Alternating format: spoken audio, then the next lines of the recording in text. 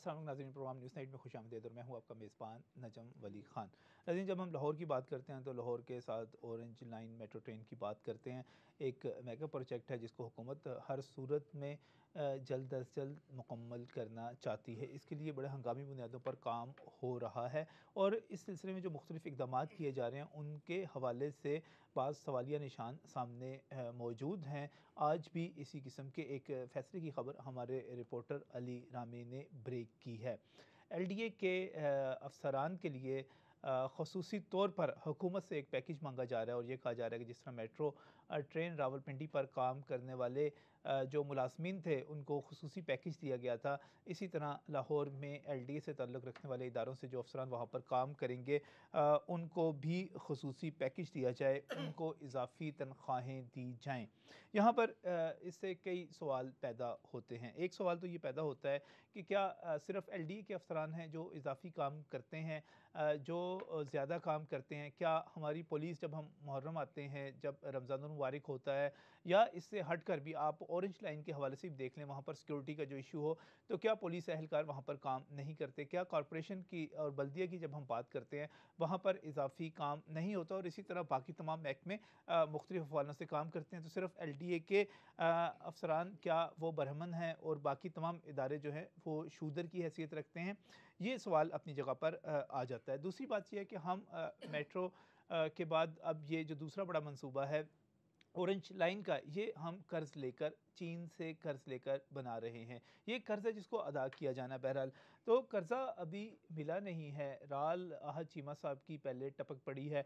वो कहते हैं कि ग्रेड 20 से 22 तक के अफ़सर को तनख्वाह के साथ इज़ाफ़ी 80,000 रुपये जो हैं वो दिए जाएँ। ग्रेड 19 को 60,000, ग्रेड 18 को 50,000, ग्रेड 17 को 40,000, ग्रेड 16 को 15,000, इसी तरह नीचे तक दर्जा चौहरम तक वो इज़ाफ़ी पैसे, इज़ाफ़ी तनख्वाह माँग रहे हैं। ये सूरत-ए-हाल है क्या? क्या ये आइन और कानून के मुताबिक है? क्या इससे बाकी महकमों में काम करने के हवाले से जो है बेज़ारी पैदा नहीं होगी, वो अपने काम में अदम दिलचस्पी का मुज़ाहरा नहीं करेंगे? ये इज़ाफ़ी किस्म का जो एक ख़ुसूसी सलूक है, ये क्यों रवा रखा जा रहा है? इस पर बात करेंगे आज के प्रोग्राम। बहुत ही मशकूर हूँ, खालिद क़य्यूम साहब सीनियर सहाफ़ी हैं, जर्नलिस्ट हैं। बहुत-बहुत शुक्रिया खालिद साहब यहाँ पर हमें वक़्त देने के लिए। एक मरतबा फिर शुएबुद्दीन साहब, सीनियर सहाफ़ी, लाहौर के अमूर के हवाले से ख़ुसूसी नज़र रखते हैं। शुएबुद्दीन साहब भी हमारे साथ मौजूद हैं। शुएब साहब, बहुत-बहुत शुक्रिया आप भी थैंक यहाँ यू। पर तशरीफ़ लाए। और हमारे बहुत ही सीनियर, हमारे लिए बहुत ही काबिल एहतराम हमारे ग्रुप एडिटर हैं डेली सिटी 42 के नवीद चौधरी साहब भी हमारे साथ मौजूद हैं। अच्छे साहब, बहुत-बहुत शुक्रिया आपका यहाँ पर तशरीफ़ लाने के लिए। जैसे अब ऐसे लगता है जब हम लाहौर की बात करते हैं, मेट्रो की बात करते हैं, यहाँ पर जितने प्रोजेक्ट्स हैं उनकी बात करते हैं, तो ऐसे लगता है कि मैंने और आपने ये सारे प्रोजेक्ट्स अपने हाथ से बनाए हैं, एक-एक ईंट अपने हाथ से लगाई है। मैंने एक दफ़ा पहले भी ज़िक्र किया था कि अपने सामने सारा काम। क्या आप समझते हैं कि इस तरह एक इदारे के मुलाज़मीन को ख़ुसूसी तनख्वाहें देना, ख़ुसूसी इनामात से नवाज़ना, ये फ़ैसला दुरुस्त हो सकता है? मैं समझता हूँ कि आपने बड़ी बरवक्त निशानदेही की है कि मसला असल में है क्या। एक तो हम ये देखते हैं कि जो सवाबदीद इख्तियारात का मामला है, जी। ये हमेशा ही बायस नज़ा रहा है, कोई ना कोई तनाज़ा इस पर खड़ा होता रहा। अब हुक्मरान जो हैं वो उस वक्त ख़ुद को समझते हैं बाइख्तियार जब उनके पास सवाबदीद इख्तियारात हों। सही। वो ये फ़ैसला करते हैं कि जनाब एक प्रोजेक्ट शुरू हुआ है, उसकी तामीर हमें जल्द मुकम्मल करना है, तो उसके लिए हम वहाँ काम करने वाले लोगों को, जो सरकारी मुलाज़िम हैं ऑलरेडी, उनको मज़ीद मुआवज़ा दे दें। ये सवाबदीद इख्तियार इस हवाले से है कि ये मामला एक दफ़ा कोर्ट में जा चुका है। मैं थोड़ा सा रेफरेंस यहाँ दूँगा। रिंग रोड जब मामला हुआ था तो वहाँ पर इन्होंने पहले अलाउंसेस दिए, बाद में रोक लिए। वो लोग कोर्ट में चले गए। तो कोर्ट ने ये किया था कि आप इसको एमिकेबली डिसाइड करें, वापस रेफ़र किया हुकूमत को उन्होंने मामला, फिर उन्होंने डिसाइड किया। इसमें मसला असल में ये है कि हमें दो पहलू देखने हैं कि एक तो जो लोग वहाँ काम कर रहे हैं, वो जो उनकी असल जॉब है, जी। वहाँ पर उनके अब फ़राइज़ क्या हैं, उनकी नौइयत क्या है। और वहाँ पर क्या वो हाज़िर होंगे, वहाँ पर मौजूद रहेंगे, जी। या वो ऑरेंज लाइन की तरफ शिफ्ट हो और वो जाएँगे? जो लोग पब्लिक डीलिंग में हैं या जो लोग दूसरा वहाँ काम कर रहे हैं, वो अवेलेबल हैं, नहीं सही। हैं। एक ये मिसाल है।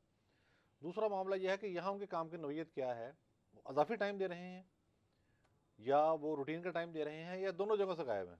ये भी एक पॉइंट आप नोट रखें, या दोनों जगह पर पूरी तरह से इन्वॉल्व नहीं है, हाँ, गायब नहीं है। वो वहाँ पर कहा जाएगा कि मैं ऑरेंज लाइन की ड्यूटी पर हूँ, ये एक वहाँ पर मामला भी है। काम कर रहा हूँ, और वहाँ पर कहा जाएगा मैं अपने पिछले काम पर गया हुआ हूँ, मैं उसकी तरफ तवज्जो दे रहा हूँ। एक जवाज़ मिल जाता है जवाब मिल जाता है। आपको गैर हाज़िरी का। अच्छा, अब इसमें एक और जो पहलू है बड़ा इंपॉर्टेंट, वो ये है कि वहाँ इन्वॉल्व कौन कौन सा महकमा है। सही। यकीनन जो महकमा वहाँ इन्वॉल्व है, जिनके लोग वहाँ काम कर रहे हैं, वो तो ड्यूटी पूरी कर रहे हैं वहाँ पर आकर, बल्कि ज़्यादा कर रहे हैं। बल्कि आप यूँ समझें कि हार्डशिप आ गई। हार्डशिप कैसे आती है? एक वार्डन जो है, मैं सपोज करता हूँ कि वो तनख्वाह ले रहा है 20,000 रुपया, मिसाल के तौर पर। जी। आपने उसको कहा कि भाई अब आप वहाँ पर आ जाए ड्यूटी करने। अब वहाँ पर आपने बहुत वसी पैमाने पर जो है अनहाइजेनिक सूरत हाल है, सही। तोड़फोड़ वहाँ की हुई आपने है, तोड़फोड़ है, सड़क छोटी कर दी हुई है आपको आपने। खतरा भी है, आपने लोगों को डील भी करना है और गर्द फांकनी है आपने। सही। वो सारा एक मामला है। वहाँ शोर भी रूटीन से ज़्यादा है और ट्रैफिक बार बार ब्लॉक होगी। एक जो न्यू सेंस है, सर दर्द है, वो भी बहुत ज़्यादा बढ़ गई। बिल्कुल सही। उसको क्या रिलीफ दिया आपने? वहाँ को आया, आपने चाय का एक कप भी पहुँचाया कि भाई आप 2 घंटे के बाद एक कप चाय पी लीजिएगा, या सही। थोड़ा सा वफ़ा कर, वहाँ कुछ भी नहीं है। तो इस मामले में एक तो ये सवाबदीदी खैरात का मामला है। सीएम साहब खुश हो जाएंगे, तो कहेंगे भाई जल्दी काम मुकम्मल होगा, एलडीओ को नवाज दो। सही। दूसरे महकमे के लोग जो हैं वो कहेंगे कि हम वहाँ काम कर रहे हैं, हमें क्या मिला? ये एक यूनिफॉर्म पॉलिसी होनी चाहिए। सही। और मैं ये भी समझता हूँ कि अगर आपने ये फैसला कर ही लिया है कि जो भी नया बड़ा प्रोजेक्ट शुरू होगा वहाँ हम ज़्यादा पैसे देंगे, टेम्पटेशन तो हो सकती है, कोई शुबा नहीं है, काम की रफ्तार बढ़ सकती है, एक मामला। लेकिन दो पहलू ये हैं कि अपनी असल ड्यूटी पर इनके फ़राइज़ अब क्या रह गए, सही। यानी उसका वो आपने क्या हल किसी निकालना है। किसी जॉब डिस्क्रिप्शन और उसकी ज़रूरत के तहत ही वो वहाँ पर काम कर रहे थे। वहाँ पर दूसरी तरफ भी उनकी ज़रूरतों की, जैसे मैं दोबारा भी आपकी तरफ और आऊँगा एक शेफ एक साहब तरफ के। जो आखिर जी। में कहूँगा कि पॉलिसी जो है वो यूनिफॉर्म होनी चाहिए सारे महकमों के लिए, ये मैं सारे अर्ज़ सारे करूँ, महकमों के लिए। जो वहाँ इन्वॉल्व है। और बिल्कुल हुक्मरानी का अंदाज ये हरगिज़ नहीं होना चाहिए कि आप एक मुंतखब वज़ीर आला की बजाय जो जवाबदेह असम्बली को और जो बजट पास करवाता है, आप एक ऐसे हुक्मरान के तौर पर सामने आए कि आप बादशाह सलामत हैं, आहद चीमा साहब का हुक्म आ गया है, अब उन्होंने जो एलडी के सरबराह हैं अपने अफसरान में उन्होंने अशरफियों की थैलियाँ फेंकनी है, उनको नवाजना है, लिहाजा बादशाह सलामत जो है फंड्स मांग रहे हैं, उनको ख़जाने की खोल देना चाहिए। ये सिलसिला तो नहीं होना चाहिए। नहीं, ये बिल्कुल नहीं होना चाहिए। बराबरी, जी। बराबरी सबसे अहम चीज़ है इस्लाम में। कहीं भी एक कहा गया है काले को गोरे पे फौकियत नहीं है किसी को भी, ना गोरे को काले पे, ना इस्लाम भी कहता है, हमारा कॉन्स्टिट्यूशन भी कहता है, सब हमारे बराबर है ना। सर्विस रूल्स तो भी जब यही कुछ बराबर कहते हैं जी। और सब ग्रेड 19 में है, 18 में है, 17 में है, तो उनको उनके ग्रेड्स के मुताबिक तो ऑलरेडी उनका हक मिल रहा है। अगर आप ये बात करते हैं कि जी वो जायद काम कर रहे हैं, एलडीए का दफ्तर 4 बजे बंद हो जाता है। सही। एलडीए के दफ्तर में 4 बजे के बाद आपको कोई नहीं मिलेगा। अब जो ये काम कर रहे हैं इस पे बेसिकली सिर्फ इंजीनियरिंग विंग वाले काम कर रहे हैं, उसमें भी टीपा वाले ज़्यादा काम कर रहे हैं। और उनका काम क्या है? उनका काम ही मंसूबों की निगरानी करना है। देखें, टीपा का टेक्निकली काम तो ये है नहीं जो वो कर रहे हैं। वैसे माजरत के साथ उनका काम ट्रैफिक प्लानिंग है इस लाहौर की। इंजीनियरिंग एंड प्लानिंग इंजीनियरिंग तो वो करते नहीं है, वो ना प्लानिंग तो वो प्लानिंग कर रहे करते हैं, नहीं है, जो इंजीनियरिंग कुछ कर कर रहे रहे हैं वो ठेकेदारी कर रहे हैं, वो ठेकेदारों की निगरानी कर रहे हैं। सही। तो ये दूसरी तरफ से आ गया कि वो ऑलरेडी मुनफियत बख्श काम में है। ठेकेदारी में कितना पैसा है सबको पता है, किस किस तरह कितने कितने परसेंट, और निगरानी करने वालों की 1%, 3% कहाँ कहाँ जाता है, ये सबको पता है। कितनी कढ़ाई में जो है घी में होती है और कितना सर कढ़ाई में होता है, खुद सबको कढ़ाई में है। अच्छा। वो गरम गरम कढ़ाई नहीं है, शहद वाली कढ़ाई है ये दूसरी कढ़ाई है। तो बात ये है कि आप इनको तो ये दे रहे हैं, इसी लाहौर में आपके डिस्ट्रिक्ट गवर्नमेंट और ज़िले इंतज़ामिया, टाउन इंतज़ामिया भी है। अगर आप उनको देखें तो उनसे आप 18 घंटे काम लेते हैं। जी, टीएमओस जितने वो सुबह को आते हैं 6 बजे, आप उनको रात 8 बजे तक नहीं घर जाने देते, 10 बजे तक। इवन पीछे उनके एक ड्यूटी लगी थी कि हर टीएमओ अपने हलके के बड़े अस्पताल में जाएगा, रात को 1 बजे वहाँ पहुँच के व्हाट्सएप करेगा कि मैं मौजूद हूँ, तस्वीर अपनी खींच के 3 बजे तक वहाँ चेक करेगा, 3 बजे फिर तस्वीर। अच्छा, जब हम इस किस्म के काम, शुएब साहब मैं बड़ा सीरियस होकर बताऊं, जब हम इस किस्म की जिम्मेदारियां देते हैं, इस किस्म के काम करवाते हैं, तो उसका नतीजा क्या निकलता है कि हम जो उससे रवायती, हम जो उसका असल काम होता है, जो उसकी जॉब डिस्क्रिप्शन होती है, वो भी नहीं करते, जो दूसरा काम होता है वो भी नहीं होता, और फिर काम करते हैं। फिर वो कहते हैं जब गवर्नमेंट हमसे नाजायज काम ले रही है तो हमें नाजायज ब्राइब पैसे कमाते हुए क्या तकलीफ है। जी हाँ, उस पे ये भी जो चीज़ें रूल्स के मुताबिक लोगों के काम भी खत्म हो जाते हैं। नहीं जनाब, खालिद कयूम साहब, ग्रेड 20 से 22 तक 80,000 रुपया महीना इजाफी मिलना चाहिए, ग्रेड 19 60,000 रुपया, ग्रेड 18 50,000 रुपया, ग्रेड 17 40,000, ग्रेड 16 15,000, ग्रेड 15 से 11 से 15 तक 8,000, 5 से 10 तक 4,000, दर्जा चहारम भी 2,000, ये इजाफी मिलना चाहिए। अच्छा देखिए नजम अली साहब, एक बात तो ये है जो सबसे पहले चौधरी साहब ने भी की कि देखिए ये मामला सारा स्वाबदीद का, कुछ सूबे के जो आप अख्तियारात हैं सारे वो भी आपको पता है वज़ीर आला साहब के पास हैं, और और जो सूबे का जिस तरह वजारतें उनके पास हैं और महकमे ज़्यादा उनके पास हैं, इस तरह पंजाब का जो बजट है वो भी उनकी स्वाबदीद पर है। अगर आप बजट को उठाकर देखें तो आपको सारा बजट एक one line budget block allocation में नज़र आएगा। सही। और दूसरा, वज़ीर आला साहब जो हैं उनका जो फोकस है, देखें हर हुकूमत की अपनी एक तरजीहात होती हैं और शुरू से ही देखें जिस तरह मियाँ नवाज शरीफ साहब ने मोटरवे बनाई तो वो शुरू से ही शरीफ ख़ानदान जो है, जो शरीफ हुकूमत है, उनका फोकस इंफ्रास्ट्रक्चर पर है। और अब देखें कि यहाँ अब हालात सूरत हाल बदल गई है। अब सूरत हाल ये है कि सिक्योरिटी के हालात इस तरह हैं, लॉ एंड ऑर्डर की सूरत हाल ये है कि हम अपने बच्चों को स्कूल भेज नहीं सकते। और हमारा फोकस सबसे पहले तो होना चाहिए था कि सिक्योरिटी के इश्यूज़ पर होता। क्या वहाँ ऑरेंज लाइन मंसूबे पर सिर्फ LDA के लोग काम कर रहे हैं? भाई वहाँ पर तो तमाम महकमों के लोग काम कर रहे हैं, वहाँ पर तो ट्रैफिक के लोग काम कर रहे हैं, TMA के लोग काम कर रहे हैं, सारे कर रहे हैं। असल में मसला ये है कि वो इस मंसूबे को अगले इलेक्शन से पहले मुकम्मल करना चाहते हैं। सही। वो हर तरह से, जिस तरह इस मंसूबे के जो आप अगर देखें, इसके जो प्रोजेक्ट डायरेक्टर हैं उनसे पूछें उनकी कितनी तनख्वाह है, वो कहते हैं, उनसे पूछें कि आपकी तनख्वाह कितनी है, वो कहते हैं मैं नहीं बता सकता। भाई ये क्या सीक्रेट है? ये कोई सलामती का मसला है, कोई नेशनल सिक्योरिटी का मसला है कि आप बता नहीं सकते कितनी तनख्वाह ले रहे हैं? लोग तो कहते हैं 20 से 25 लाख ले रहे हैं। इसी तरह आप चीमा साहब को देखें कि उनको जो प्रोजेक्ट दिए उन्होंने, वो LDA के अलावा अगर आप देखें कि उनको तो पावर प्रोजेक्ट भी दिए हैं, उनको मेट्रो भी दिया है और पहले मेट्रो बस भी उनको दी। जहाँ पर भी अगर आप देखेंगे ज़्यादा जहाँ माली मफादात वाले मामलात हैं, यहाँ वहाँ पर आप अगर आप देखेंगे तो आपको ये चीमा साहब नज़र आएंगे। वो इसलिए नज़र आएंगे कि उनको मराद भी उसी तरह दे रहे हैं। और ये लोग जो हैं, ये ब्यूरोक्रेसी के अंदर भी बहुत ताकतवर लोग हैं, क्योंकि इन्होंने जो काम चीफ मिनिस्टर साहब ने लेना है वो इनसे ही लेना है। बाकी ब्यूरोक्रेट जो हैं उनमें एहसास मरूमी पैदा होता है कि भाई उनको मराद क्यों नहीं मिलती, उनको भी तो फिर इसी तरह बराबरी के साथ सलूक होना चाहिए। कंपनियां बनाकर उसके ऊपर बिठा देना और फिर उस पर लाखों और रुपए दूसरा तनख्वाह मैं देना। आपको और बताऊं कि ईस्ट BAMA इंडिया, पास देखें, अगर आप ये दुबई से बड़े मुतासर हैं कि दुबई में जो ट्रेन है उससे मुतासर हैं, वहाँ जो ट्रेन है वहाँ फाइनेंशियल मैनेजमेंट के माहिरीन बैठे हुए हैं, वहाँ यूरोप अमेरिका से लोग आए हैं जो चला रहे हैं। मैं यहाँ पर आपको DMG अफसर को मैं आप कहते हैं कि वो ऑरेंज लाइन ट्रेन चलाएगा। खालिद साहब, मैं दोबारा आऊँगा, मुझे एक ब्रेक लेना, ब्रेक पर जा रहा हूँ, लेकिन उससे पहले जिस तरह बात हो रही थी यहाँ पर परफॉर्मेंस के हवाले से, ठीक है, LDA के अफसरान, मैं समझता हूँ कि आप इनाम व इकराम से नवाजने जा रहे हैं, लेकिन मैं क्या वज़ीर आला से ये दरख्वास्त कर सकता हूँ कि वो इस इनाम व इकराम पर नवाजने से पहले, अभी तो इस प्रोजेक्ट का आगाज़ है, अभी शुरू हुआ है और कितनी बेहतियाती के साथ काम हो रहा है कि अब तक 11 लोग जो हैं गढ़ों में गिरकर, क्रेन के नीचे आकर, बिजली लगकर, अभी कल परसों का वाक़या, सवेरा अनवर 9वीं क्लास की तालबा, पाँव की हड्डी टूटी है, सर पर चोट लगी है अच्छी खासी, और उससे पहले ठोकर न्याज़ बेग पर जो मज़दूर, मेरा ख्याल है इनको इनाम देने से पहले, इनसे पहले जवाब तलबी होनी चाहिए कि आप यहाँ पर काम सीख रहे हैं और काम सीखते हुए आपकी हरकतें हैं क्या, आपकी क्वालिटी, काम की क्वालिटी है क्या, इस पे क्वेश्चन होना चाहिए कि बजाय ये कि हम ये समरियाँ भेजें कि इतनी सैलरी दें, इतनी दें, इजाफी ये चीज़ें दें। मज़ीद बात करूँगा इस ब्रेक के बाद।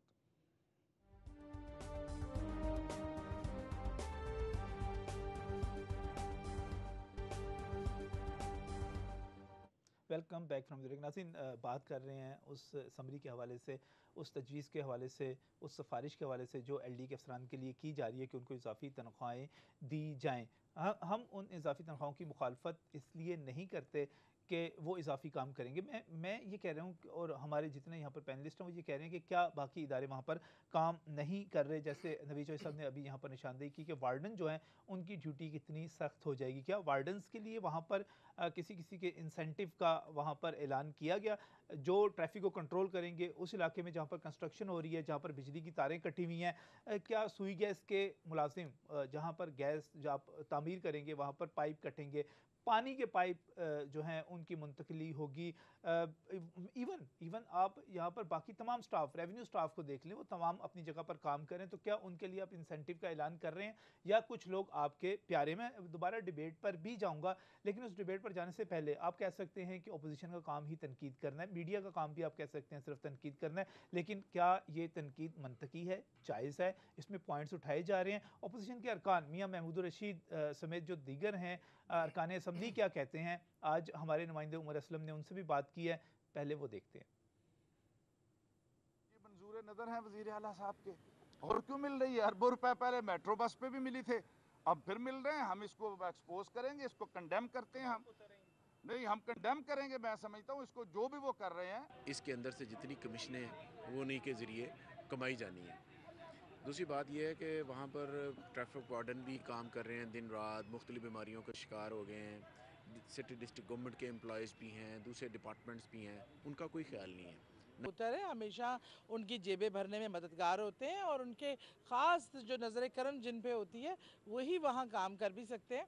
इसीलिए जो इनके मफादात की रखवाली करे उनको वो नवाजिशें उन पे होती हैं। सारी बात है, जिसमें उनको फ़ायदा हो रहा होता है ना, जहाँ पे उनका अपना कोई ज़ाती फ़ायदा मुफाद होता है, उनको जिनको ज़्यादा नवाजा जा रहा होता है, आप समझ लें कि वहाँ कोई ना कोई कुछ और मामला है। जी, मामला जो है इस तरह मशकूक हो जाता है जब आप किसी को स्पेशल खुसूसी किस्म की सरपरस्ती करते हैं, तो खालिद क़य्यूम साहब फिर मामला मशकूक हो जाता है। हाँ जी, बिल्कुल सही है। देखिए जी, इस पर आपने अरकान असेंबली की जो राय है वो भी आपने सुनी। देखिए दूसरी तरफ क्या है कि 11, जिस तरह आपने फरमाया कि वहाँ हलाकतें भी हो रही हैं, वहाँ अब तक 11 से ज़्यादा लोग जो हैं वो हलाक हो अब चुके बात हैं। लोग तो बड़ा प्रोपेगेंडा करते और हैं, मेरा ख्याल है 11 की फिगर इस वक्त तक है। 11 जी। की, हाँ 11 की फिगर बिल्कुल दुरुस्त है। और उसमें अब देखें कि वहाँ तो उनमें से किसी को कोई मुआवजा नहीं दिया जा रहा। उनके बारे में पूछे, उनके लाहिकीन से पूछे, वो उनसे कहा जाता है, उनको तो मेरे ख्याल ऐलान किया गया, बात नहीं नहीं नहीं, उनको कहा जाता है कि वहाँ कंपनियाँ जो काम कर रही हैं, कंस्ट्रक्शन कंपनियाँ, वो कंपनियां उनको देंगी। ये पंजाब हुकूमत ने अपनी तरफ से उनके लिए कोई ऐलान नहीं किया। और फिर दूसरा, नजर साहब अगर आप देखें कि जिनको मुतासरीन को मुआवजे दिए जा रहे हैं, वो मुतासरीन उन मुआवजे जो दिए जा रहे हैं वो कम दिए जा रहे हैं। जो उनके मुतालबात हैं, जो उनका बनता है, वो उससे मुतमिन नहीं है।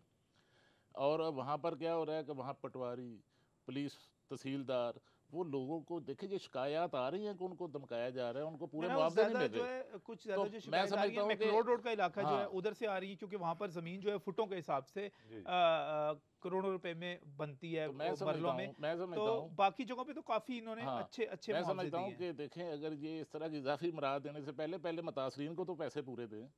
पहले जो लोग हलाक हुए हैं, उनको, उनके खानदान जो हैं, फैमिलीज हैं, उनको तो पैसे और दें। आगे भी तो रोके इनको। हाँ, खालिद क़य्यूम साहब, उससे कहीं ज्यादा बड़ी बात यह है कि आप इनकी सख्त तरबियत करें, इनको कायल करें, इनको पाबंद बनाएं कि आइंदा कोई इस किस्म की हलाकत नहीं होनी चाहिए। आपको काम जो है एहतियात के साथ करना चाहिए। क्या होता है, क्रेनें जो हैं वो दुरुस्त काम नहीं करती, जिस तरह सेफ्टी लेने मेजर्स नहीं चाहिए है। थे, उस तरह सेफ्टी मेजर नहीं लिए गए। और देखिए, अभी तो 11 हलाकतें हुई हैं 6 माह के दौरान। और अभी तो तो काम दो शुरू साल हुआ वहाँ है। काम जी रहना हाँ। है। अब वो आप देखें, जो सेफ्टी कर्टन उन्होंने लगाया। देख, हम जब इंडिया में, दिल्ली में ये और ट्रेन का मंसूबा चल रहा, तो वहाँ उन दिनों हम गए हुए थे, तो वहाँ सेफ्टी कर्टन 10-10, 20-20 फुट ऊंचे थे। वहाँ पता ही नहीं चल रहा था कि अंदर को काम हो रहा है। तो यहाँ आप देख लें, 2.5 फुट का सेफ्टी कर्टन है। वहाँ क्या फासी इक़दाम हो गए। तो मैं समझता हूँ कि हुकूमत को, मैं शुएब साहब से ये कहूँगा, शुएब साहब, ये एक अमूमी राय बनती चली जा रही है कि हुकूमत को इस वक्त बाकायदा तौर पर काम की जो कारकर्दगी है उनकी, उस पर सरजनिश करनी चाहिए। हिफाजती इंतज़ामात बजाय है कि आप इनामात के लिए और इसके लिए जो आपकी राल टपक रही है। और दूसरी बात, हम कर्जा लेके बना रहे हैं। ये एक अजीबो गरीब सी सूरत हाल है कि कर्ज लेके प्रोजेक्ट बनाया जा रहा है और उसमें से इनामो इकराम निकाले जा रहे कर्ज हैं। आपको मिला कब है? अभी मिला भी नहीं है। वो भी 6 महीने लगने हैं उसमें। हाँ, अभी वो मिला भी आप नहीं तो है। पंजाब बैंक से कर्जा ले रहे हैं, उस कर्जे के ऊपर आपको सूद भी जो है वो बहुत ज़्यादा हाई उस पे देना है, रेट पे। आपने बैंक से, चाइना से कर्जा आना है तो फिर आपने कर्जा देना है। और एक बात आप याद रखें कि चाइना की 2 कंपनियों ने चाइना के अंदर उस बैंक को दरख्वास्त दी है कि हमें उसमें हिस्सा नहीं लेने दिया गया, हमें वहाँ काम नहीं करने दिया गया, लिहाजा इसको कर्जे को रोका जाए। ये इतना आसान नहीं है। अब हमारे लिए मुश्किलात आगे आ रही हैं, जो गवर्नमेंट क्यों नज़र कर रही है। गवर्नमेंट का क्या हाल है कि ये जाके चाइना के सदर से दरख्वास्त देगी कि जी ये इन कंपनियों की दरख्वास्त को आप भूल जाएं और हमें दे दें। देखें, जब भी कोई गैर मुल्की अपना पाकिस्तान में, मुझे याद है किसी काम में कंसल्टेंसी का काम भी आता है ना, तो साथ ही वहाँ से 4 कंसल्टेंट भी आ जाते हैं ताकि वो उसका मेजर शेयर जो है कर्जे का वापस ले जाए। चाइना ने कर्जे जब दिए थे तो उसके साथ ही उनकी फर्मों ने यहाँ काम करना था। मसला ये है कि वो फर्में आएंगी, काम करेंगी, हमारा क्या ताल्लुक़ है। हम ये करते हैं कि जो काम अभी शुरू होना है हम इसको एज्यूम करते हैं कि शुरू हो गया, और उसके लिए गार्डर 6 महीने पहले बनना शुरू हो जाते हैं। आप ये मत समझे कि अभी गार्डर अब तक तैयार होना शुरू हो गए होंगे कहीं पे। सही। ये पहले भी हुआ है कि 6-6 महीने पहले इन्होंने काम करना शुरू कर देते हैं, इस ख्याल से कि हमने ये काम तो करना है, ये प्रिपरेशन पहले कर लेते हैं। अब ये काम ये सारा कर रहे हैं सिर्फ 2018 को टारगेट रख के। ये है वो प्रॉब्लम जिसमें ये यानी कि असल चीज़ जो सब यही है कि हमने इस काम को जल्द से जल्द जो है मुकम्मल करना है। 2013 में मेट्रो दी थी, 2018 में आपने ऑरेंज देनी है, मुझे ऑरेंज बताएं। देनी है, बल्कि इसके साथ साथ आपने एक्सप्रेस वे भी, उसके लिए भी ज़मीन की एक्विजिशन हो गई है, उसका ऑर्डर हो गया, वो जो अमल जो है उसका भी शुरू हो गया है, वो अपनी जगह पर मौजूद है। तो जो सब असल टारगेट ये है कि ये इनामो इकराम जो है, ये आहा चीमा साहब जो समरी दे रहे हैं। छोटी सी चीज़ इस पर बात करनी है। मुझे अफसोस ये होता है कि 2008 में वो हॉस्पिटल जो अधूरे रह गए परवेज़ इलाही से, वो आज 8 साल में मुकम्मल नहीं हुए। वो ऑपरेशन थिएटर में अस्पताल का जिसके सर्जिकल टावर जिसमें 400 बेड का इजाफा हो जाएगा अस्पताल में, सही, आज तक नहीं बना। जनरल हॉस्पिटल का न्यूरोलॉजी का जो डिपार्टमेंट है पूरे का पूरा। आपका बर्न यूनिट पूरे पंजाब में एक भी नहीं है, वो अभी तक वैसे ही पड़ा है। पिछले ये आपके 25 साल सामने से। सर्विसेज की बिल्डिंग पूरी। मुझे बताएं, आप इनको मुकम्मल कर दो भाई, ये तुमसे दुश्मनी है कोई, इस पर फटी लगा दें, इनएक्यूरेट तो आप ही करेंगे ना। ये एक बड़ी अजीब सी सूरत हाल है, क्योंकि जब हम उन बिल्डिंग्स को भी देखते हैं जो कैबिनेट ब्लॉक बना था, चाहे सब वो कैबिनेट ब्लॉक करोड़ों और अरबों रुपए लगाकर बनाया गया। पंजाब असम्बली की बिल्डिंग आधी बन गई और उसकी लागत जो है आगे से आगे बढ़ती चली जा रही है। फिर कुछ ऐसा लगता है कि जैसे हम अशरफियाँ लुटा देते हैं, कोयलों पे मोहरें लगानी शुरू कर देते हैं। देखें, एक तो ये जो तासुर है कि 2018 से पहले ऑरेंज लाइन ट्रेन मुकम्मल की जाएगी, ये दुरुस्त है, टारगेट यही है। जी हाँ, जो हुकूमत में होते हैं वो एक टारगेट अपने का तयन कर लेते हैं कि ये काम हमने करना और इसकी बुनियाद पर वोट मांगने हैं, एक मामला। लेकिन जो बात शुएब साहब ने की वो बहुत बड़ी जायज़ बात है। देखिए, रैशनल अप्रोच होनी चाहिए। इंफ्रास्ट्रक्चर आप बनाएं, कौन रोकता भाई? अगर यहाँ एक जदीद ट्रेन चलेगी तो ये इंटरनेशनल सिटी बन जाएगा, हमें तो बड़ी खुशी होगी, फिर बेशुमार लोग उससे जो हैं वो मुस्तफ़ीद होंगे रोज़। लेकिन बात यह है कि अस्पताल हैं, पीने का साफ़ पानी, वो मैं समझता हूँ इतना बड़ा मसला है कि 80% बीमारियाँ तो पानी से फैल रही हैं। अगर आप पानी के पैसे जो साहब वो तो मेट्रो ऑरेंज मंसूबे में ट्रांसफर कर, मैं ये अर्ज कर रहा हूँ कि आपकी रैशनल अप्रोच होनी चाहिए कि आप तमाम जो शोबे हैं उनको साथ लेके चलें। इंफ्रास्ट्रक्चर बिल्कुल जरूरत है, मैं ये नहीं कहता कि नहीं वो टेक्निकल बात करते हैं, कहते हैं जी कि ये तो कर्जे से बन रही है, बाकी मंसूबों के पैसे तो अपनी जगह मौजूद हैं। लेकिन शुएब साहब ने जिस तरह छापते रहे अभी तक कर्ज नहीं मिला, तो कर्ज ना मिलने से पहले जितना काम हो रहा है जो है, वो जो मेरी एक बसीरत है वो कहती है कि कर्ज तो मिल जाएगा इनको। बुनियादी बात यह है कि इतने बड़ा जो एक प्रोजेक्ट होता है, जब वो लॉन्च कर दिया जाता है तो उसके टेक्निकल एस्पेक्ट और सारी चीज़ें तय होती हैं, छोटी मोटी रुकावट आती है। ये तो मुमकिन नहीं है कि अब चाइना बैकआउट कर जाए उससे। जब ये स्टार्ट हो गया है तो कहीं ना कहीं इनका ये फाइनलाइज होगा और वो रकम इनको मिल जाएगी। बुनियादी बात यही है कि इनका ये कहना कि हम वो कर्जे से बना रहे हैं ट्रेन, ठीक है, लेकिन बात यह है कि यहाँ हमने खुद खबरें शाया की हैं कि बहुत सारे जो दूसरे फंड्स थे अवामी फलाह के मंसूबों के, वो भी यहाँ ऐड कर दिए गए हैं। हम कहते हैं राशनल अप्रोच इख्तियार करें, आप यहाँ भी काम करें, वहाँ भी काम करें। और अगर कोई स्पीड आपको बहुत ज़्यादा ये है कि बहुत ज़्यादा तेज़ ना करें अपनी, अगर कुछ पैसा रुक के इधर लग सकता है तो इधर लगा दें, साथ साथ वो भी करते जाएं। तो बुनियादी बात यह है तवाज़ुन पैदा करने की। अगर ये तवाज़ुन पैदा कर ले, जब तक हम रैशनल अप्रोच नहीं अपनाएंगे और इस किस्म की जो है बादशाहत का निज़ाम, यानी कि एक इदारे का सरबराह है, उसके ज़हन में ये आ रहा है कि मैं इसके ज़रिए अपने स्टाफ को इस तरह नवाज सकता हूँ, बांट सकता हूँ, तो उसने दे दिया। चूँकि वो CM साहब की गुड बुक में है, लिहाजा इम्कान ये है कि ये अप्रूव हो जाएगी समरी और ख़जाने से इजाफी पैसे निकलने शुरू हो जाएंगे। कुछ और पहलू भी हैं इस ब्रेक के बाद।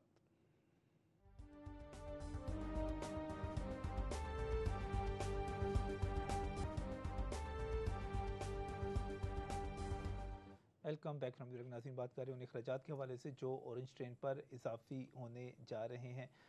इसमें कुछ महकमों को नवाजने की बात भी की जा रही है। हम जब ब्रेक पर जाने से पहले गुफ्तगू कर रहे थे, यहाँ पर खालिद क़य्यूम साहब भी मौजूद हैं, शुएबुद्दीन भी मौजूद हैं, नवीद चौधरी साहब भी मौजूद हैं।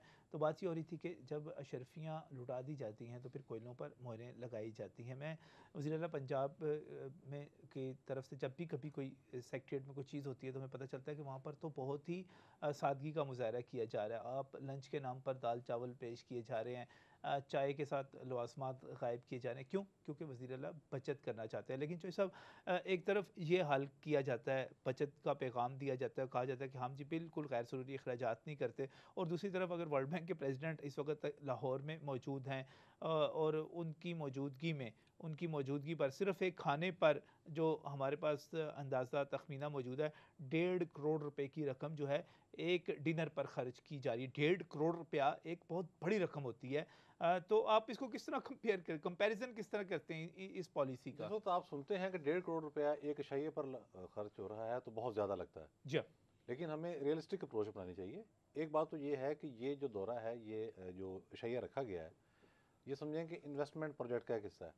अच्छा, उसे आपने कर्जा लेना है, सही, हमें $1 करोड़ तो फौरी मिलने हैं, फिर $1 करोड़ 30 लाख दूसरे मंसूबे के लिए हैं, सही, फिर कुछ पाइपलाइन में जो मंसूबे हैं उसमें सॉफ्ट लोन का उन्होंने एग्री किया। वर्ल्ड बैंक सॉफ्ट लोन नहीं देता, सिर्फ IMF देता है, लेकिन अच्छा, उन्होंने सॉफ्ट लोन का भी कहा है। एक तो ये पहलू है। दूसरा ये है कि वहाँ जब खाना रखा गया है तो उसके शुरा कितने हैं, वहाँ डिशेस कितनी हैं। फिर जब आप एक कल्चरल शो करते हैं तो ये जो फनकार लोग हैं ये मुफ्त में नहीं आते। एक भी अच्छा। सिंगर को आप कहेंगे ना कि आप गाना गाएं तो वो शायद ये कहीं मीडिया को या किसी और को तो ब्लाइज कर दे, वहाँ से ये पैसे लेते हैं। मुफ्त में तो सब कोई भी नहीं वो तो आता। डीजे ये बट भी क्या? नहीं आता ना, डीजे नहीं बट का नहीं, बिल कितना बन जाएगा। मैं बताया ना, मुफ्त में तो कोई नहीं। ये LDA के अफसर ऑरेंज लाइन में मुफ्त जाने को तैयार नहीं है, नहीं तो तैयार बाहर है। से कहाँ से? ये देखे ना जरा अच्छा, पैसे। वहाँ जो फनकार आ गए हैं वो फनकारों की फनकारियाँ भी हैं, उसका भी आपने पे करना है। अच्छा, तो ये मामला अगर इसको जमा तफरीक करें, फिर डिशें देखें, शुएब साहब बड़े माहिर हैं इन कामों के, इन्हें पता वहाँ क्या क्या डिशें होंगी। तो वो उसका जो हिसाब किताब और खर्चा निकाल लें तो ये काम यानी कि हम कर्जा लेने के लिए जस्टिफाई है, कर्ज चूंकि हमने ये कर्जा लेना है। इसका एक ये बहरहाल एक पहलू तो है। लगता वो एक ऐसा मुल्क जो गरीब हो, जहाँ दवाइयाँ ना मिल रही हों, जहाँ साफ पानी ना हो, वहाँ 1.5 करोड़ खर्च करना। एक लेकिन खाने के देखिए ऊपर। वर्ल्ड बैंक का जो सदर है, ये एक पहलू ये भी रखना पड़ेगा हमें मद्देनजर। ऑकवर्ड लगता जरूर है, लेकिन ये जो मैंने जो गुजारिशात की हैं ये बहरहाल उसके पहलू कर्जा हैं लेने के लिए जिसको शुएब गौर साहब वो करना चाहिए। जस्टिफाई हो जाता बात ये है। इसी तरह जब हम कहते हैं कि ये अफसर जो हैं, कुछ अफसर जिनकी राल टपक पड़ी है, पहले ही अभी काम शुरू नहीं हुआ, वो पिंड वसिया नहीं उचक्के, पहले जड़े ने वो आगे आप नहीं उस थे। माहौल का तस्वर करें ना जहाँ पे ये खाना सर्व किया जा रहा है, अच्छा, कि आपके एक तरफ शाही मस्जिद का वो पूरा गेट है, पूरी बिल्डिंग है, लाइटिंग आपके बैक साइड पे इधर आलमगीरी गेट है, किले का दरवाज़ा है, सही, इस तरफ एक किले वाहिद दरवाज़ा जो आज तक बचा हुआ है शहर लाहौर का वो है, और इस तरफ आपके राणा वो तो पहले से बनी हुई चीजें हैं ना उसके शुएब अंदर साहब, वो सारी उस चीजें जगह पहले को के पहले लाइटिंग बनी करके बना के लाइटिंग भी कर लगी हुई है, लिया। लाइटिंग भी वहाँ लेकिन पर अब बसने के लिए मसला ये इंतजाम है। है, फिर मसला उसका 1.5 करोड़ रुपया जब सर लग ये जाता है तो सारा फिर कुछ क्या? क्यों कर रहे हैं? वो चांदी के सोने के वर्क लगाने हैं उसके बात ऊपर। ये है कि कर क्यों रहे हैं, बात ये है कि आपको पैसा चाहिए, कर्जा चाहिए। जी, कर्जा आप लिए जा रहे हैं, कर्जा किसने देना है? मेरी आपकी आने वाली नस्लों ने देना है ना। ये तो कर्जा लेंगे और ये चले जाएंगे, कुछ ज़रूरी तो नहीं कि अगली हुकूमत और उससे अगली हुकूमत भी इन्हीं की है। आने वाली नस्लों ने ये पैसे अदा करने हैं, किस काम के लिए? एक 200 अरब रुपए आप ले रहे हैं इस ऑरेंज ट्रेन के लिए, जो इस वक्त के लाहौर की ज़रूरत नहीं थी। टोरंटो में जब शहर बनना फैलना शुरू हुआ, उन्होंने उसके साथ 4 सैटेलाइट बनाए चारों तरफ, उनको कनेक्ट कर दिया। आज वो 5 शहर है, टोरंटो बिग कहलाता है वो, लेकिन वो उसका हिस्सा बन गए हैं। उनको सबको रिंग रोड से मिलाया, सारा कुछ एक किया। और फैसला हम तो सवाल इसी जो के किया अंदर जाता है सब कुछ कर शुएब रहे साहब, हैं। यहाँ पर एक बड़ा अहम सवाल किया जाता है कि जब आप ये क्लेम करते हैं कि आपने 30 अरब रुपए में एक मेट्रो बना दी, तो फिर आप ऑरेंज ट्रेन बनाने के लिए 162 अरब ही चले, मान लेते हैं कि अभी तक वो 162 अरब ही है, 162 अरब पे चले जाते हैं 5-6 गुना पे, तो इसमें तो 5-6 मेट्रो बन सकती थी। ये सवाल बड़ा जस्टिफाइड एक सा और लगता है। मेट्रो बन रही है ना आपकी, अब शेरा कोट से लेके और MAO कॉलेज तक भी तो आ रही है। जी, इधर से भी आ रही है, गंदे नाले जी, जितना गंदे नाले है के वहाँ ऊपर से भी आ पर, रही है, उसके वो भी ऊपर बन से रही है। एक्सप्रेसवे बन रहा है वो पूरे बन का रही- पूरा, देखिए- मेट्रो भी उसके साथ है। देखिए, इसी लाहौर के अंदर आज नहीं कई अरसे से बात बड़ी क्लियर है, हुई भी थी, हमने मियाँ आमिर साहब से भी रिक्वेस्ट की थी, इसी लाहौर के अंदर रेलवे लाइंस मौजूद हैं, उसके ऊपर आप शटल सर्विस चला उसको भी सकते बहाल हैं। करने की जरूरत उसको है। कोई नहीं मैं चलाता। डेवलपमेंट के कामों की तो खालिद क़य्यूम साहब कोई भी मुखालफत नहीं बिल्कुल करता। सही है। लाहौर 1 से 1.5 करोड़ आबादी का शहर इस वक्त बन चुका हुआ है। यहाँ की ज़रूरियात बिल्कुल एक मेट्रोपॉलिटन सिटी की ज़रूरियात हैं, लेकिन इसमें इसको जब आप इन पे इम्प्लीमेंट करने जाते हैं ज़रूरियात को, तो आप कितना खर्च करते हैं, किस हद तक करते हैं, ये सवाल अपनी जगह पे है। नजम साहब, एक तो बात यह है कि मुझे बड़ा अजीब लग रहा है कि जितने हम शाना अखराजात कर रहे हैं आज जो प्रोग्राम हो रहा है, देखिए इस तरह के प्रोग्राम तो जो बैरून ममालिक से जो प्राइम मिनिस्टर या प्रेसिडेंट आते हैं उन पर तो हमें पहले देखते रहे हैं, लेकिन ये पहली दफा हम देख वर्ल्ड रहे बैंक का हैं सदर भी कि उतना वर्ल्ड ही बैंक का इम्पोर्टेंट सदर है, इम्पॉर्टेंट है, लेकिन अहम देखिए है वर्ल्ड जी। बैंक हमें क्या कहता है, वर्ल्ड बैंक तो हमें कहता है कि भाई अपना जो है सब्सिडीज ख़त्म करो। वर्ल्ड बैंक कहता है कि PIA की निजकारी करो, अखराजात कम करो, बिजली के बिल जो हैं वो बढ़ाओ, गैस के बिल बढ़ाओ। देखिए वो तो हमें कफ़ायत शहरी की बात करते हैं, वो नहीं कहेंगे कि आप, वो मुझे यकीन है कि वर्ल्ड बैंक का जो प्रेसिडेंट है वो चीफ मिनिस्टर से सवाल ये ज़रूर करेगा कि इतने ज़्यादा अखराजात आप क्यों कर रहे हैं। और दूसरा देखें, ये जो अखराजात हमने तो सुना था कि वज़ीर आला साहब जो हैं वो बड़ी बचत जो है उस पर जो है वो फोकस करते हैं। हमने तो देखा था सलमान तसीर जब गवर्नर था तो उसकी तो काफ़ी भी बंद कर दी थी उन्होंने, अच्छा, उसका तो बजट भी बंद कर दिया था गवर्नर हाउस का। क्योंकि कट लगा दी गई थी 30% जो है। तो आज हम जिस तरह देख रहे हैं, दूसरा मैं आपको एक बात नहीं, बताऊं, वो खुद भी बचत करते हैं, एक खुद भी बात मैं बचत आपको करते हैं, बताऊं, जी। जो अखराजात की आप बात कर रहे हैं, देखें कि अब क्या हो रहा है मेट्रो में, क्या हो रहा है जी। कि हम 2 अरब 40 करोड़ मेट्रो बस पर 1 साल के दौरान हमने सब्सिडी दी है। देखें ये जो लोन लिया है हमने 2% ही मान लें, इस पर 2 अरब रुपये सालाना हम सूद देंगे, 3 अरब जो है वो असल लोन वापस होगा, 10 अरब ये हो जाएगा, 10 अरब जो है वो रनिंग कास्ट होगी इसकी मेट्रो की। और दूसरी तरफ आप कहते हैं कि भाई PIA का 30 अरब का खसारा है 1 साल, उसको खत्म 30 अरब करो। का 1 महीने और का दूसरी सर, तरफ 1 दो महीने अमली का। क्यों है, एक ये मही- 2 एक अमली नहीं महीने है कि का, एक नया 1 महीने खसारा का। जो है और मैं उसको आप चाहूँगा जनरेट कि कर रहे हैं। यहाँ पर बिल्कुल मैं चाहूँगा कि LDA का कोई भी अफसर यहाँ पर आना चाहे, LDA इसका जवाब देना चाहे, इसकी क्या जस्टिफिकेशंस हैं, ये किस तरह काम करेगा। LDA तो के हमारा बारे में एक रिक्वेस्ट फोरम है जी, कि आपको LDA कहा करें।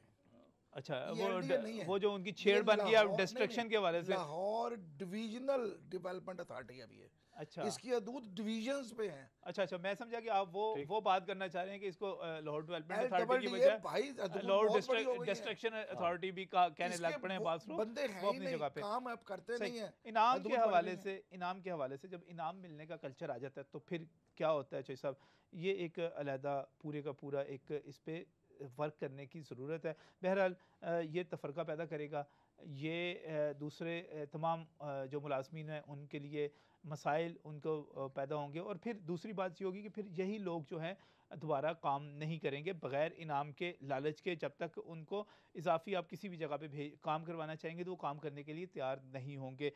मैं इस पे बात करूँगा। मैं शुक्रिया भी अदा करता हूँ नवीद चौधरी साहब आपका, शुएबुद्दीन साहब आपका, खालिद क़य्यूम साहब आपका, यहाँ पर तशरीफ़ लाने के लिए। डेवलपमेंट के काम ज़रूर होने चाहिए, लेकिन उसमें जो ये बादशाहों वाला काम हो जाता है, इनाम वाला, इसे कोबरा इफ़ेक्ट कहते हैं। कोबरा इफ़ेक्ट एक बड़ी दिलचस्प इस्तिलाह किस तरह बनी, ये हिंदुस्तान में बरतानवी राज था और दिल्ली के इर्द गिर्द बहुत ज़्यादा कोबरा यानी वो फन वाले सांप जो थे वो वहाँ पर आ गए। बरतानवी हुकूमत ने कहा, उस वक़्त जो राज था, उन अंग्रेज़ों ने कहा कि जो इसको पकड़ कर लाएगा सांप को उसे इनाम दिया जाएगा। लोगों ने धड़ाधड़ सांप पकड़ने शुरू कर दिए जाते थे, बड़ा भारी इनाम था जो वहाँ पर उनको मिल जाता था। आहिस्ता आहिस्ता वहाँ पर सांप ख़त्म होना शुरू हो गए। लोगों की कमाई का ज़रिया, ये जो इजाफी कमाई का ज़रिया था, वो बंद होने लगा। उसके बाद लोगों ने क्या किया, वो कोबरा सांप अपने घरों में पालने शुरू कर दिए और हर घर के अंदर इतने सांप पालने शुरू कर दिए कि वो थोड़े अरसे बाद जाते थे, भारी इनाम मिलता था, वो कोबरा सांप जाकर उधर देते थे, हुकूमत के सामने पेश करते थे और इनाम लेकर आ जाते थे और वापस आकर फिर उनको पालना शुरू कर देते थे। हुकूमत को भी पता चल गया, उन्होंने इनाम बंद कर दिया। यही एक मंतकी सी बात थी। उसका नतीजा क्या निकला, घरों में जितने सांप लोगों ने पाले हुए थे वो दिल्ली के इर्द गिर्द छोड़ दिए गए और कहते हैं कि पहले से भी कोई 3-4 गुना ज़्यादा सांप वहाँ पर हो गए। ये इनाम का कल्चर, इस किस्म के इनामात का कल्चर इसी किस्म के नताइज लाता है। इसी पैगाम के साथ शायद आप तक ये पूरी तरह पहुँच जाए। इजाज़त दीजिए, अल्लाह हाफ़िज़।